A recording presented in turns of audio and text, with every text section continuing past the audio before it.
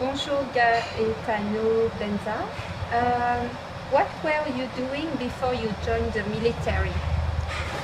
I graduated high school. I was in school. Yeah. What did you study? I took aviation because I wanted to be in those days, the Army Air Corps. I wanted to be a mechanic in the Army Air Corps. And when I graduated high school, I was 18 years old, and I went into the Army. And the only thing is, I told them what I did. I had papers, but America works different from what you want and what they want. For some reason, they put me in a port battalion outfit, and I never did get into the Army Air Corps. And I just feel I wasted 4 years of high school and all that teaching that I learned about taking care of the American engine in those days. Okay, like for instance the Constellation. Do you remember the Constellation? It's a long time. It used to have the 4 engines. All right, I knew that backwards. I knew engine work so good I could close my eyes and put everything together. But unfortunately, they took people who didn't even know what I know, and they trained them. Why? Je ne comprends pas. Je ne comprends pas. And in what year did you join the army? 1943. Where did you serve? What branch of military did you serve? Army. Did you enlist in the war or were you drafted? I was drafted. You were drafted. Yeah, well, my mother and dad, I wanted to enlist, but every mother and dad doesn't want to lose you until you have to go. So I went along with that. I should have enlisted. Maybe I would have gotten what I wanted. But anyhow. On what beach did you land in Normandy? I landed between Utah and Omaha. And what was the trip like? What was it like? Well, first of all, we left. I was in South Wales in England for 9 months before the invasion. And that's where we learned our job of unloading ships with amphibious boats. That's land and sea. And we had to do that under fire. Oh, excuse me. And so I just went along with what they were teaching me. And then we were in England for 9 months. And then the invasion started, and they took us to Plymouth, England. It's on the Channel. And we left there with a big transport. And after the firing was all done, I came in climbing down those ropes with the landing craft. As you see in the pictures there, landing craft, or you can see it in the movie. There was many pictures of landing craft coming in with a lot of men like you have here. The only thing, Isabel, coming in, the water was very rough. Something they did not anticipate it. In other words, we were going like this. So consequently, majority of us got so seasick that here you're looking at that beach, and you got to get yourself up there, irregardless of what happens. Okay. So when it came time to depart from the landing craft, they pulled up as close as they could, and I jumped in the water off the ramp, in water here. Okay. And I had my M1, my field pack, my helmet. And the sergeant is yelling at us, Get to that shore as best as you can. If you drop your weapon, leave it. There's always more up there because there were so many GIs who were killed. So many. And there was always plenty of guns. So I never did drop mine. Going into shore, how I ever made it, I don't know. I really don't know. Just the good Lord watched over me. Somebody did, because I never got hit. And when we got into the shore, naturally, right away, we dug so you be as lower to the ground to avoid all different kind of shooting, shrapnel. One of the worst things coming in was the 88. The 88 was shot out of the bunkers that they had lined up and down the whole beach. And when they shot out, it would disperse. It would go in the air and everything went all over. And that's what killed a lot of guys. I could feel it hitting my helmet. You know, we used to complain about the helmet because it was heavy. But in many ways, the good Lord, that's what saved your head from getting hit. If you just go boom and bounce off. So once we got onto shore, we dug in as best as we could for, I'd say, a day or so. And after the infantry moved back, about 5, 6, 8 miles, they then proceeded to bring us inshore, and where we dig more foxholes. And that's where we permanently stayed. I'd say about 500, 600 miles, not 560, 600 yards from the beach, because we had to work off the beach at all times with the amphibious digital landing craft. But I don't know if there's pictures in there somewhere. We'll look and I'll show you amphibious boat, which is land and sea. They did go out to the channel. We used to unload ships, okay, as best as we could, and bring it into shore to keep the infantry and all the mechanism keep going, medical supplies, food supplies, all that there. And could you tell me about the most memorable experience, like some impressive experience that you... Landing. Landing was the most terrifying, scared. We were all scared. You know, most of us, Isabel, we were between 19 and 25 years old. Majority of the whole battalion were between 20 and 19 and 25. Yes, and you were very scared. You never knew when you're going to be lying on that ground, dead or wounded. What do you remember about the other people in your unit? Did you have any close friends? Did you keep in touch after the war? Yes. That one friend I showed you there, Benjamin. That's Benjamin there on top. In the photographs? Yes. Who is the that's person? Dunnitz. Benjamin Dunnitz. The second I person? don't remember his name. Yes. I don't remember his name. I just remember him because we were very close friends.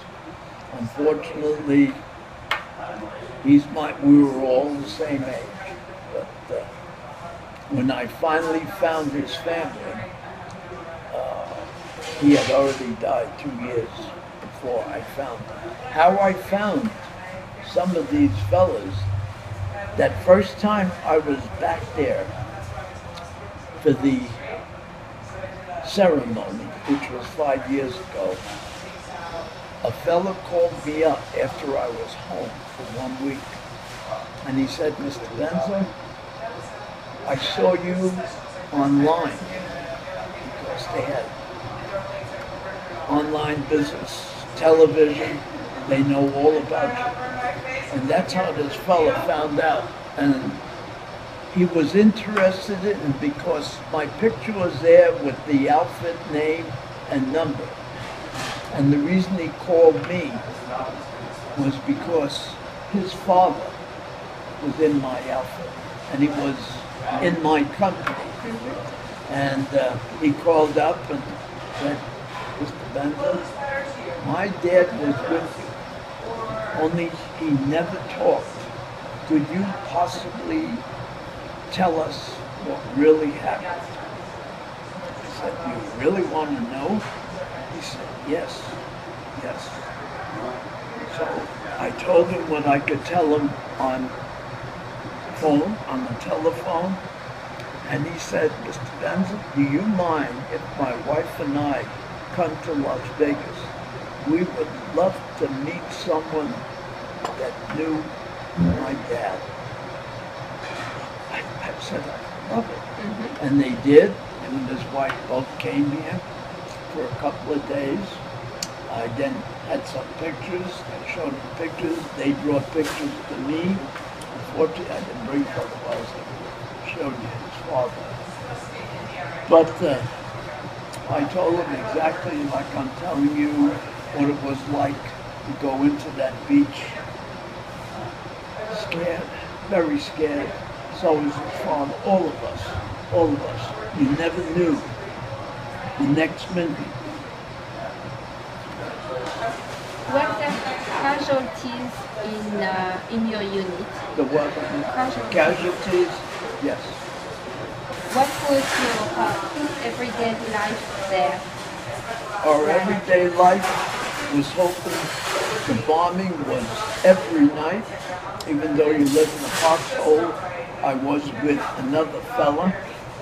There was 2 men to a foxhole, and we used to, in between, whenever we could, we'd scour the beach for planks that were blown up from American ships. And the reason we did that, to protect ourselves from shrapnel at nighttime. We used to cover our foxhole with that. And there's many a morning when we'd get up and you'd find sharp shrapnel that big stuck in your wood. So that meant that if the wood wasn't there, both him and I would have bled to death. But by the time you get a medic, you're not going to make it. You may, but I doubt it. It was too attractive. We were bombed every night for almost 2 weeks. How many pounds did you carry on your backpack? What did the backpack contain? It contained supplies that you need in case you were injured, and a few other odd man things, not too much at all, see. And, So it was not too heavy? well, heavy enough for trying to get to that beach. Yes. Yes, very awkward, very awkward. It wasn't like being like this. Yes, it was very awkward because you have your M1, and it's, when I think back, it's quite a struggle. Was there a time you felt homesick or stressed? The what, yeah. Was there a time you felt homesick or stressed? Yes. Yes, there certainly was. And the only one thing that helped us is once the bombing was all over on the beach, a few weeks later, we managed to receive packages that your mother would send them.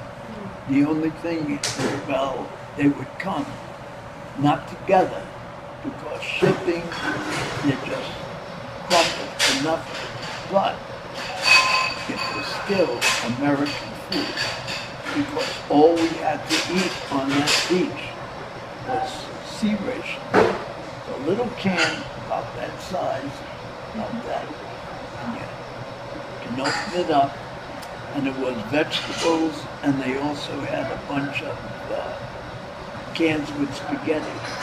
My being Italian, I would trade any of my vegetables for 1 can of spaghetti. Yeah, spaghetti was very important to me. That's the way I was raised. So I'd rather eat spaghetti than anything. Is there anything special you did for good luck? Well, we helped each other. Oh yeah, at all possibility, we always helped each other. And we looked out for one another, of course. I mean, if someone was in danger, we do something about it right away. Yeah. How did you earn your French Legion of Honor medal? Is this the first time you have been awarded? Yes. Yes, after, wow, to think back 70 years ago, and it just was this past year that a man from the French consulate called me up and said, Mr. Benza, you ought to be awarded with another man. At that time, they didn't have three, we had two. And he's in Henderson, in the Anthem. And he said, you are both to be awarded. I was working at the time. And I'm sorry to say, but I didn't have a very nice boss I'm working for in the barbershop. Because he used to get very annoyed when they'd call me up. And I tell him that this is very important. I mean, this is something I never in a million years expected to be called by the French consul to tell me I'm being awarded one of the highest medals in France. I'm proud of that medal, you bet. And we had a big ceremony. I don't know whether you were there at the Silverton when they put the medal No, on us. unfortunately, No, too bad. Yeah. That was such a wonderful ceremony. How do you feel now about serving in the war? Good. I'm proud I did it. And I did quite an interview up there at the Anthem because they were proud of him and they were proud of me. And in conclusion, after they asked questions like you did, they had asked me, would you do it again? Yes. As bad as it was, yes. Have you ever returned to France in Normandy? Did you stay in contact with some French people? As far as the French people, yes, I did meet many. Being a young fella, I met many mademoiselles there, but I remember her name.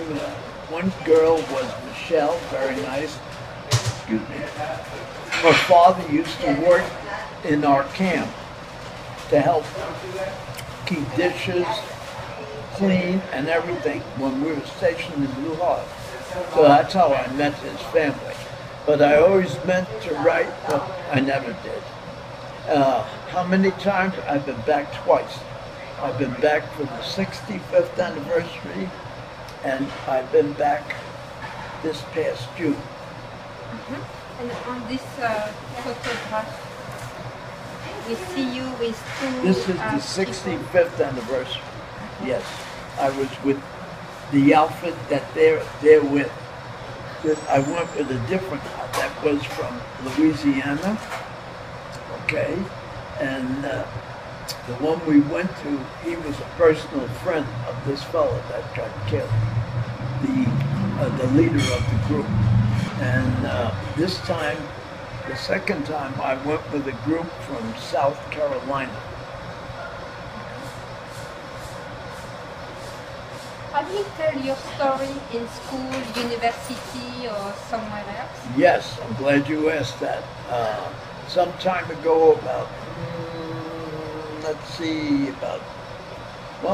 this past beginning of this year, I went up to a young fellow, ROTC. You know, they have these ROTC students. And he said he was 14. And I said, son, what do you know about Normandy? And that boy just looked at me and he said, I don't even know what you're talking about. And wow, that sort of got me a little mad. They don't teach them. And that's terrible because on history. So I had a friend of mine who had a daughter in middle school, and I told her about this, and she got a hold of the principal. They had me come there all dressed up, as you saw me the other day, and she had me speak to 200 kids in the gymnasium. They were in the bleachers.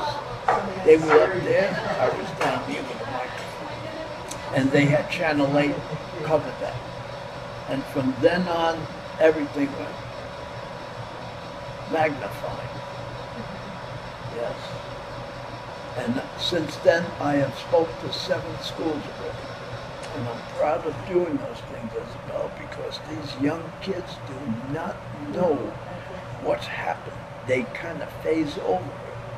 And I speak to these young kids about health for about 15, 20 minutes, and then I tell them what happened. And invariably so, no matter where I've talked, I got the teachers crying, I got all the children crying, and I cry. Because when I get to certain parts, when I tell them, I can't help it. You know, to me, Isabel, it's just like yesterday. I could close my eyes. Yeah, so you could tell us a little bit about the event in Normandy last June, like the picture you showed me with Obama. Yes. Ready? Okay, it was wonderful to be back one more time. Whether I go or if I'm able to go 5 years from now, I don't know. I'm 89 already. I'm going to be 90 in March. I don't look 90, do I? No, I don't. That's what everybody said. Can't be. You are sharp too. Oh yeah, and I'm sharp. This works very good. And it was quite stirring. Anytime I go back to that beach, Isabel, it brings back so much, things that happened on that beach you'll never forget for the rest of your life. So from there, this was a wonderful group. We stayed off Utah Beach. Last time we stayed off Omaha Beach when I was there the first time. And we were taken to different areas where there was a lot of battles done. And also we were taken to, I meant to bring an address for you, but I forgot that too. We were treated to a wonderful filet mignon dinner, or lunch I should say, at a chateau, at a countess. And she was there herself, and that is indeed the first time in my life I have ever met a countess. Her name is Countess Dorothea. You ever hear of her? Dorothea? Okay. Well, yeah. And she treated all of us outside her chateau there. Beautiful castle. Oh man. And we all had that filet mignon. It was about that long, about that thick. There was about 50 of us, I guess. And it's a wonderful, wonderful thing to think they would do that for us. And we were taken to all different places until June the 6th, and then we were taken to Normandy again, where the ceremony took place. And the French president was the first one to parley, to speak, and then the president of the United States got up. Right? Then when they were all finished speaking, the French president, I was in the first row with all these, there was about 200 World War II veterans, getting less and less there. And I can tell you that there's not too many like them. There's a few, but still not in the caliber that I, when I bend down to touch the ground and everything, there's not too many people my age can do that. So anyhow, the French president came down the row first to shake hands with everybody. And of course, when he came to me, he noticed I had, which used to be the Croix de Guerre many years ago, Legion of Merit. I still remember that. They had told us that possibly we were going to get it. After so many years, you just forget about it. And he looked at me, and I spoke a little French I could speak to, comment ça va, and all that. And he was very proud. He looked at that, très bien, merci beaucoup. And, he gave me a hug and everything else, which I appreciated. That was very nice. Too bad I didn't get a picture of the French president. I should have. And then along came John Kerry, and he gave me his signature on paper I got home. And then came across the President of the United States. And I stopped him for a moment because I had to tell him something from the very first time, first 5 years ago. What had happened was, Isabel, at that first meeting, when it was all over, he had put the wreath 2 folding chairs away from me. And like everybody else there, I think it's a privilege to shake the hand of the President of the United States. Whatever your comments about him, good, keep it to yourself, but shake the hand of the President. All right, and I look at it this way, when you shake the hand of the President, you are shaking the hand of the United States of America. You don't like the man, fine. You like him, great. I personally, I had a nice talk. So when he come up to me, I said, President Obama, I said, I shook hands with you 5 years ago, and I said, it's the way I shook hands with you that makes a difference. I said, when you were at the reef, I moved 2 chairs, and just as I got to you, like you were facing me, he turned around, somebody got him on that side. And I was behind the President, that close, okay? And I said, whoa. I said, now what am I going to do? And I looked over to the right, and he had about 6 or 8 security guards watching me because I was right behind him. I'll tell you what I did. Something that nobody does. I took that index finger and I poked the President in the back. And I did, and they looked at me, and afterward they told me, they said, listen, you can shake the hand, don't touch the President. I said, I didn't mean to touch him, but I wanted his attention. They said, oh, well, good, don't touch him. So, sure enough, he turned around, and just as I was putting my hand up, he said, no, he said, let me. He said, congratulations, I'm proud of you. So I told him about that when he came by to shake my hand again. And he said, sir, I really don't remember, but thank you for being here again. So I consider that an honor. Right? Still the President of the United States of America. Well, thank you for telling this story, Gaetano. Thank you for the interview and for your